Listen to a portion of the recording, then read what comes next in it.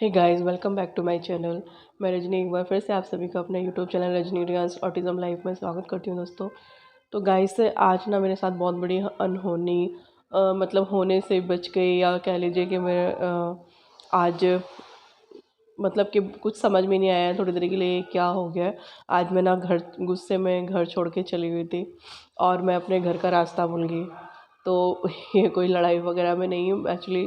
हुआ क्या था, मेरे हस्बैंड की तबीयत ठीक नहीं थी और उनसे मैंने कुछ सामान मंगाया था बच्चों का। तो एक बार तो वो लेके आ गए थे, फिर दोबारा मुझे याद नहीं रहा कि बच्चों का पैम्पर्स ख़त्म हो गया है। तो मैंने कहा कि आप क्या कहते हैं, बच्चों का पैम्पर्स रह गया है वो जाके ले आइए। तो उन्होंने गुस्से में मुझसे बोल दिया कि तुम खुद जाके ले आओ, मैं नहीं जा रहा हूँ, मैं अभी लेके आया हूँ। तो मैंने उनसे 2 बार बोला तो उन्होंने कहा नहीं, तुम खुद जाके लेके आओ, मैं नहीं जा रहा हूँ, मैं अभी गया था, मैं नहीं जा रहा हूँ। तो मैंने क्या किया, मैं गुस्से में मैंने पैसे लिए और फ़ोन तक नहीं लिया और निकल गई कि क्या कहते हैं कि मैं ही ले गई। मैंने कहा कि ठीक है, मैं ही लेके आ रही हूँ। और मैं निकल तो गई, पर ना मैं अपना ना तो फ़ोन लेके गई थी और मैं सिर्फ पैसे लेके गई थी कि इतने कि क्या कहते हैं कि जितने का पैम्पर्स आ जाए सिर्फ उतने पैसे ही लेके गई थी। और दिल्ली में मैं फ़र्स्ट टाइम मेरी शादी को 4 साल हो गए, 4.5 साल। और मैं कभी अकेले कहीं नहीं गई हूँ दिल्ली में अभी तक कि मतलब कि कभी अकेले निकली नहीं हूँ बाहर। मैं फ़र्स्ट टाइम बाहर आज निकली थी, गई थी। और मैं एक पैम्पर्स का मतलब कि पैकेट लेने के लिए एक मैं केमिस्ट की शॉप पे गई, पर वो जो मुझे साइज़ चाहिए था वो बच्चों का मतलब जो रियांस और अंश का लगता है वो मुझे नहीं मिला। तो मैंने सोचा कि चलो थोड़ा सा और आगे चलते हैं और थोड़ा सा आगे से मिल जाएगा। तो ऐसे करते हुए ना तो मैं थोड़ा सा आगे निकल गई और मुझे पता ही नहीं चला कि मैं कितने आगे निकल गई। उसी समय इलेक्शन चल रहे हैं दिल्ली में, तो इलेक्शन के वो एड मतलब कि रैली निकल रही थी। तो इलेक्शन होने वाले तो उसके लिए रैली निकल रही थी, तो काफ़ी भीड़ थी। तो मैं ना किसी गली में भी चली गई और उस भीड़ के चक्कर में बहुत आगे निकल गई। और फिर और मैं मुझे खुद भी नहीं पता चल रहा कि मैं कहाँ से कहाँ पहुँच गई हूँ। और मैं चलती चली जा रही थी और मुझे समझ में नहीं आता मैं कहाँ पे पहुँच गई हूँ। मतलब कि दिल्ली में बहुत सी गलियाँ वलियाँ हैं और मतलब कि छोटी छोटी सी काफ़ी गलियाँ हैं। तो और मैं फ़र्स्ट टाइम बाहर निकली थी आज दिल्ली में।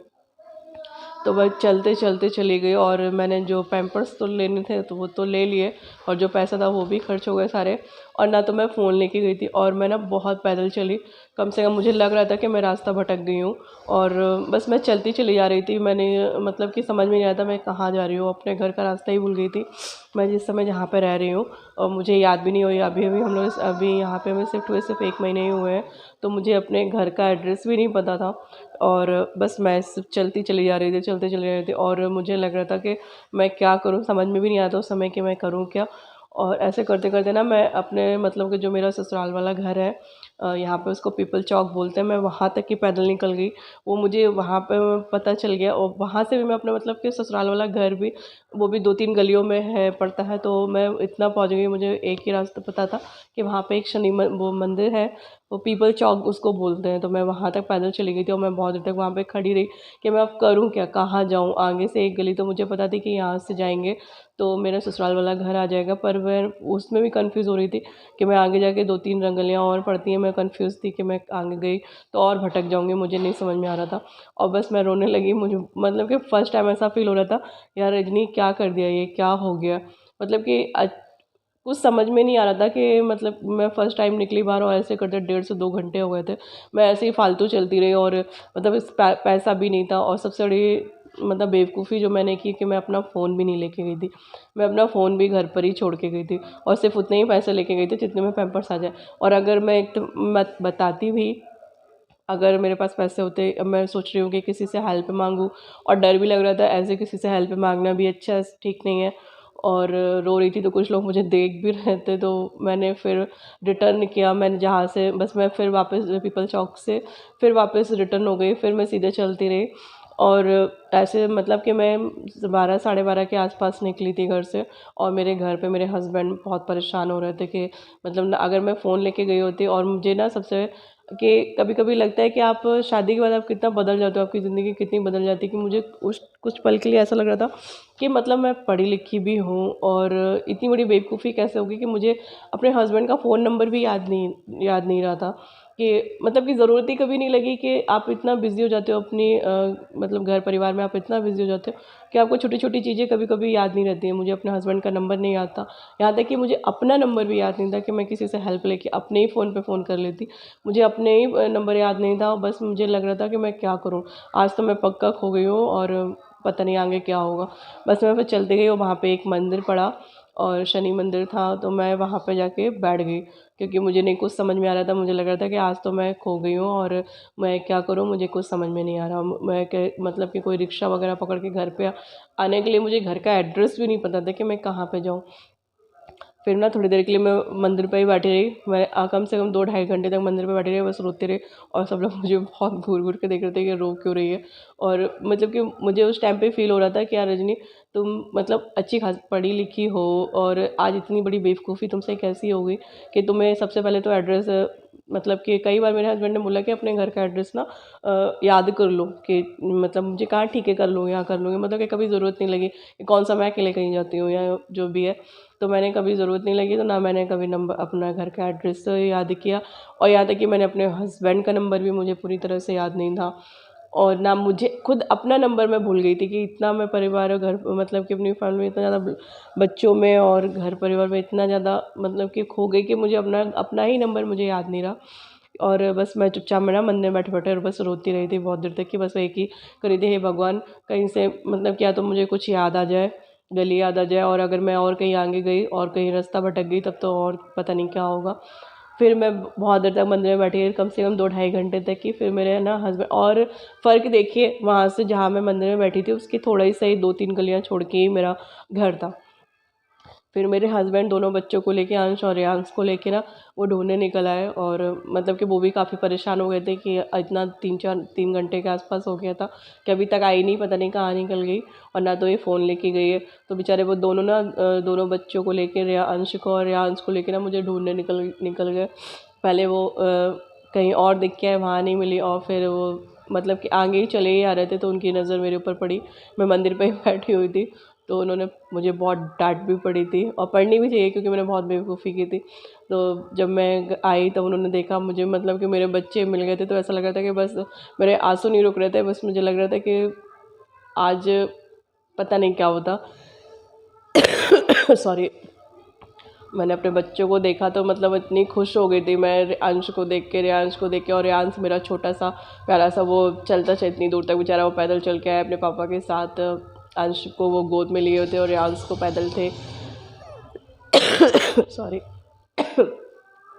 तो मतलब कि मैंने मुझे वो जो डाँट पड़ी ठीक पड़ी। मैंने गलती की थी तो उस चीज़ की मुझे डाँट पड़ी और मेरे हस्बैंड काफ़ी परेशान हो गए थे, बहुत ज़्यादा परेशान हो गए थे कि मतलब कि उन्हें खुद भी नहीं समझ में आ रहा था कि क्या हो गया है। एक पल के लिए लग रहा था कि आज तो बहुत बड़ी दुर्घटना हो जाती और पता नहीं क्या होता और अगर मैं सच में खो जाती तो भगवान जानता है मुझे पता नहीं क्या होता। और सबसे बड़ा ना नंबर मुझे ना नंबर भी किसी के याद नहीं थे कि किसी भी फैमिली मेम्बर्स के नंबर तक मुझे ढंग से याद नहीं थे कि मतलब पहले जो इतनी याददाश्त मेरी बेकार हो गई है कि मुझे किसी के नंबर तक याद नहीं थे। और तब अब मैंने उस चीज़ से एक सबक ले लिया है कि सबसे पहले मैंने वापस जब घर पे आई हूँ बच्चों को ना फिर खाना वाना खिलाया, देखा तो मेरे हस्बैंड रोने लगे थे सीरियसली। मतलब कि वो इतना परेशान हो गए थे कि वो रोने लगे थे और उन्होंने कहा कि आज के बाद तुम घर से अकेले कहीं नहीं जाओगी। अगर पहली बात तो अब तो जाना नहीं है और जाना है तो सबसे पहले अपने अपना नंबर, मेरा नंबर, 3-4 लोगों का नंबर पहले याद करो, घर का एड्रेस याद करो, उसके बाद कहीं निकलोगी। और मुझे लगा कि हाँ, मैंने आज सच में बहुत बड़ी बेवकूफ़ी की कि कभी-कभी ना आपको छोटी-छोटी चीज़ें भी लगता है कि ये कोई बहुत ज़रूरी नहीं है, कभी ज़रूरत नहीं पड़ेगी। Sorry guys. तो मुझे आज फ़ील हो गया कि हाँ, आप ना ये छोटी-छोटी चीज़ें बहुत ज़रूरी हैं। आपको कॉन्टैक्ट नंबर बहुत ज़रूरी हैं, आपने याद रखना। कुछ पर्सनल नंबर आप याद रखिए ताकि आप कभी ऐसी ज़रूरत पड़ जाए तो आपको परेशान ना होना पड़े। सॉरी, आज मेरी थोड़ी ना तबीयत नहीं ठीक है। सर्दी जुकाम वगैरह हो रखा है, मेरे दोनों बच्चों की भी तबीयत ख़राब है, मेरी भी तबीयत ख़राब है। मतलब कि ये सर्दी जुकाम अगर किसी एक को होता है तो फिर पूरे से ये तो फैलता है, सबको ही हो जाता है। तो बस मैं अभी यहाँ वहाँ से आई हूँ और दोनों बच्चों को खाना खिलाया और अंश सो गया है और रेयांश खेल रहा है। और सीरियसली गाइस आज मेरे हस्बैंड बहुत परेशान हुए हैं, बहुत। और बहुत मतलब कि वो रोने लगे थे कि ऐसा लग रहा था कि मैंने कहा चलो इस बात का एहसास तो हुआ कि अगर मैं कहीं चली गई तो देख लीजिए कितना फ़र्क पड़ेगा। तो पर ना सच में एक पल के लिए लग रहा था ना कि क्या हो गया, बस मेरे सामने मेरे दोनों बच्चे दिख रहे थे कि बस भगवान मुझे बस जल्दी से मेरे बच्चों से मिला दे, मुझे अपने घर पे पहुंच जाऊँ। मेरा छोटा सा अंश और रियांश पता नहीं क्या कर रहे होंगे। अब गाइस मैं कभी बाहर अकेले नहीं जाऊंगी, ख़ासतौर से दिल्ली में तो बहुत गलियां हैं बहुत, और अगर निकलूँगी तो मैं पहले ना सबसे पहले मैं अपने एड्रेस याद कर लूँगी। जो मतलब कि मुझे लग रहा था कि मैंने सच में बहुत बड़ी बेवकूफ़ी की। 4 से 5 साल हो गए और मैंने ना मुझे अपने घर वाले ससुराल वाले घर का एड्रेस अच्छे से याद है और ना तो यहाँ का याद है।